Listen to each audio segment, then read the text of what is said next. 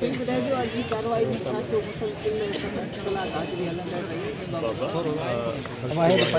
Case जीअं wind up थियो हर वकील पंहिंजी दलीलूं पूरियूं करण जी कोशिशि कंदो आहे। अञा बि मां सम्झां थो असां वारे हिकिड़ो ई वकील आहे जंहिं अञा बि पूरी न कई, अञा वरी 20 तारीख़ ते वरी बि दलील ॾींदी आहे। इहो 7-8 कलाक असां त चवंदा हिकिड़े ॾींहं में जान छुटे जज साहिब जिन मर्ज़ी ॿियो वरी वकीलनि जा त उहे छा था पंहिंजी टाइम था वठनि। सर सॼे केस जे 7 साल जो हिते गुज़ारिया अथऊं त उन केस जो सॼो रिकॉर्ड ॿुधाईंदा।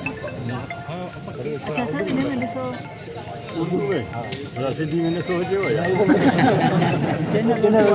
चैनल उर्दू बाण सिंधी बाण भाई एक्चुअली जो आज का दिन है बंद का मोबाइल होता है, सारा प्रोसेस होता है।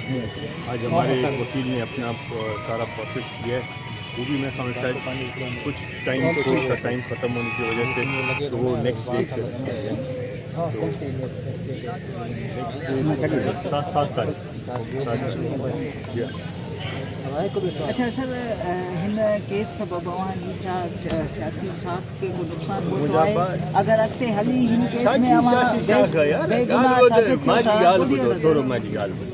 छाजी सियासी साख असांजी ख़राब थी आहे। अल्हम्दुलिल्लाह ॿई भाइर MPA वेठा आहियूं। जे सियासी साख ख़राब थिया त टको पैसो त फ़र्क़ु अचे हा न। मुखालिफ़ कैंडिडेट 10,000 वोट बि कोन था खणनि, उहो सियासी साख हिन में कहिड़ी ख़राब थी। इहो हिकिड़ो ॾिसो तव्हां हिकिड़े इल्ज़ाम आयो आहे, उनजो इल्ज़ाम जो इहो मक़सदु कोन्हे त मां ॾोही हुन में थी वई। जा बाबा 7 साल इन ग़लति कूड़े घटि ईअं माॻे तव्हांखे चऊं था जीअं चवंदा पिया त असांखे नियापा था कराइनि, मां तव्हांखे चवां थो कुतो बि न वियो अथनि न वेंदो न। फ़ैसिलो आहे कोर्ट जो, कोर्ट में जेको फ़ैसिलो थींदो उनखे मोड़ ॾींदासीं। कूड़े खे कूड़ो कनि घर ताणी कूड़ो करे छॾींदासीं तो इंशाअल्लाह ताला सुरखुरू थी तो। अच्छा सर अदालत में अगर अवां अकेली बेगुनाह साबित थियो था तो इन जो ज़िम्मेवार केरु